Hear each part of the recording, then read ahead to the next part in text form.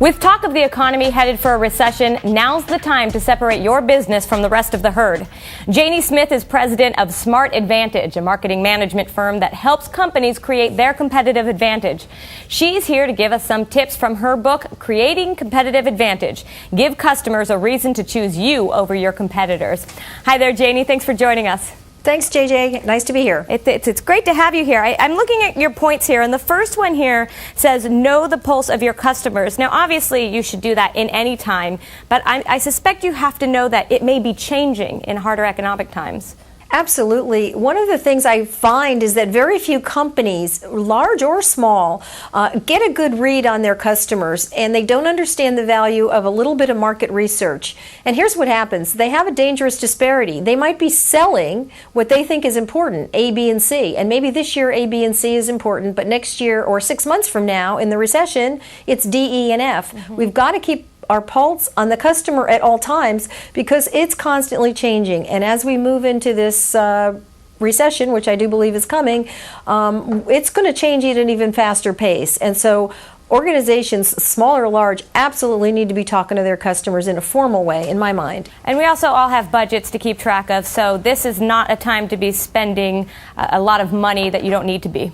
No, you've got to watch your spending, and another way, I'd like to expand that to say watch your cash. Mm-hmm. Watch your spending. Don't load up on inventory. Know exactly what your turn rate is and stock for that.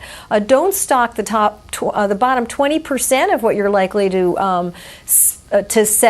Keep your hands around it. And then in the watch the spending part, you've got to know your break-even point. I am astounded at how few companies really know their break-even point. I mean, you can't watch a football game without knowing your downline. How can you have a business without understanding your break-even point and really keeping your eye on it? This next one, I'm going to interrupt you to just get to the other points really quickly. Focus on other products and services so that you spread your risk amongst more things. Yes. If you, for example, sew shirts, well, maybe you want to sew military uniforms or hospital uniforms for an industry that's more recession-proof. Go global. Right now, we're a bargain for companies overseas because of the dollar. Look for other ways as an outlet for your products and services. And finally, keep your margins healthy. I know a lot of people might be tempted to lower prices right now just to keep customers coming in. Yes. Price is always tends to be the tiebreaker, and it shouldn't be. You paint yourself into a commodity corner if you buy business by lowering your price. If you understand your competitive advantages, we go into companies and find 50 to 100 that they didn't even know they had. Companies will pay for more value when you can spell it out for them.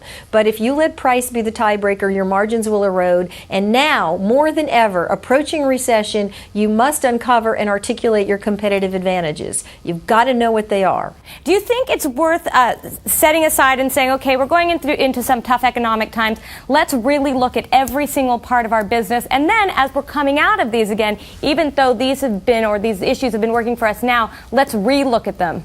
Absolutely. In fact, I tell folks there may or may not be a recession, regardless of how you feel about that. All this stuff is important to do at any time, more so now. So yes, it's not something you do today and then forget about. You should be doing it once a year in good times and bad times, JJ. You're absolutely right. Keep looking at it. Your competitive advantages build confidence and remove risk in the buying decision. When you do that, you minimize price as an issue. All right, great. Jaynie Smith, thanks so much for your help here.